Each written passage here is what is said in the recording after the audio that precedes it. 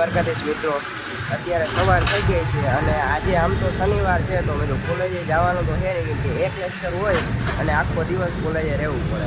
એના કરતાં મેં તો ચાલો આજે રજા રાખી દઈએ કોલેજે અને ઓફિસે જાય એની પહેલાં છે ને થોડુંક વાળ કપવાનું અને એવું બધું છે તો કરાવતા આવીએ અને ચાલો આગળ મળીએ. આવી બધી બિલ્ડિંગ જોઈને દુબઈ જેવી ફિલિંગ આવે.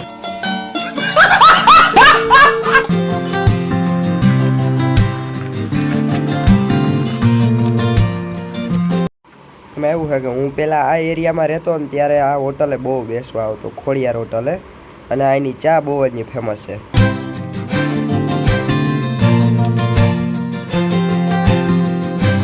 એવું હતું કે વાળ સેટ કરાવી લીધા, પછી સહજનનમાં જમી લીધું અને પછી એમ થયું કે આ ગાડીનો ઓડોમીટરનો કાંટો નથી હાલતો, તો કાંટો રિપેર કરવા આવી ગયા હા, અને કાંટો રિપેરિંગ ચાલે છે જો અત્યારે તમે જોઈ શકો.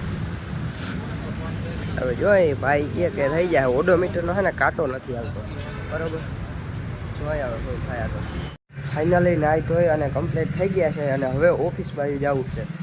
ને આજે થોડુંક મોડું થઈ ગયું, બાકી તો સવારમાં વહેલું ઓફિસે જવાનું હોય.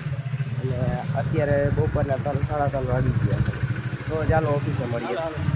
ગાડી પાર્કિંગમાં રાખી દીધી છે અને ફાઇનલી આ કોપર આર્કેડમાં આપણે 110 નંબરની ફર્સ્ટ ફ્લોરે બિલ્ડિંગ છે, ગાડી અહીંયા પાર્કિંગમાં રાખી દીધી છે. ચાલો આગળ મળીએ આપણે. છે કે આજે ગાડીમાં પેટ્રોલ નાખ્યું 200 રૂપિયાનું, પછી એમાં ઓડોમીટરનો વાયર હતો કે એ નાખ્યો, એટલે ટોટલ છે ને 500-700 રૂપિયાનો ખર્ચો આવ્યો છે. તો એ ઊભો તો કરવો જોઈએ. તો ઓફિસે પહોંચી ગયા છે.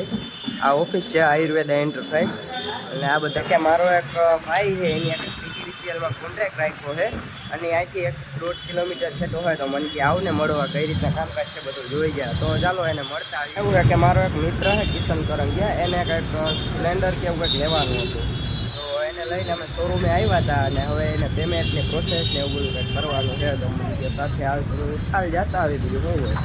એને હું કહેતો હતો કે એકાદી સારી ગાડી લઈ લે આમાંથી. મેં આ લાલ ગાડી લઈ લે અને પછી પેમેન્ટ વેરિફિકેશન કરી નાખ. તો મને કે ના એવા ફુગા ના થાય. તો 2-4 ગાડીઓ જોઈએ, આ જોઈ પછી આ નવું નીકળી એ બધી ગાડીઓ જોઈએ અમે બધે. ફાઇનલી પણ એને તો જૂની સ્પ્લેન્ડર જ ગમે છે. તમે કીધું પેમેન્ટ વેરિફિકેશન કરી દે અને લેતા જાય, બીજું શું હોય. હું ન હોય હાલે. ફાઇનલી સ્પ્લેન્ડર જ ગમી આ ભાઈને.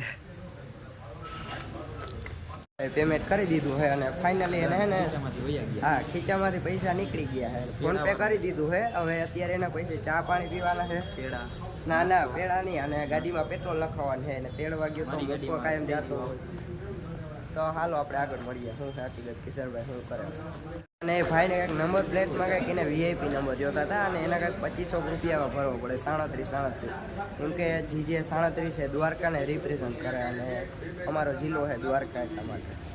તો આપણે આગળ મળીએ શું થાય, નંબર મળે કે નહીં. ભાઈ ગાડી લેવા શું કેવું થાય? હા કિશનભાઈ છે સ્પ્લેન્ડરમાં જ ગમે લેવું હોય તો સ્પ્લેન્ડર જ લેવું જ. એમાં એવું છે કે કિશનભાઈ ગાડી લીધી નવી સ્પ્લેન્ડર, તો એ અમારા બે દોસ્તારોની ગાડીમાં 150-150નું પેટ્રોલ નાખી દીધું કે હાલો હું નાખી દઉં. તો નાખવી દે, બીજું હું તો આવું જ ગોતતો હોય કાંઈ. અમને આજ તો મેળ આવી ગયો આમ જોવા જાય ને. સારું એવું છે કે કિશનભાઈ નવી સ્પ્લેન્ડર લીધી, તો એ કે હું પાલટી આપું. તો સાઈ ઝીરોમાં આવ્યા આવે બધા, અને બધા કંઈક ને કંઈક અલગ અલગ ઓર્ડર કરે. કિશનભાઈના ગીતાર ફાઇનલી કિશનભાઈના ખર્ચે પાર્ટી આવી ગઈ છે અને ઘણું બધું ઓર્ડર કર્યું છે આપણે જયદીપભાઈએ.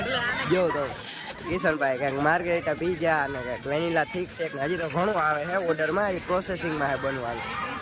અને આને ખોખ નથી થતો, શું કરે. શાબાશ બેટા, બહુત બઢિયા. મિત્રો તો અત્યારે અમે રૂમે આવી ગયા છીએ અને અત્યારે મારા મોબાઈલમાં બેટરી લો છે, તો આ જ બ્લોગને એન્ડ કરીએ અને મળીએ નેક્સ્ટ બ્લોગમાં.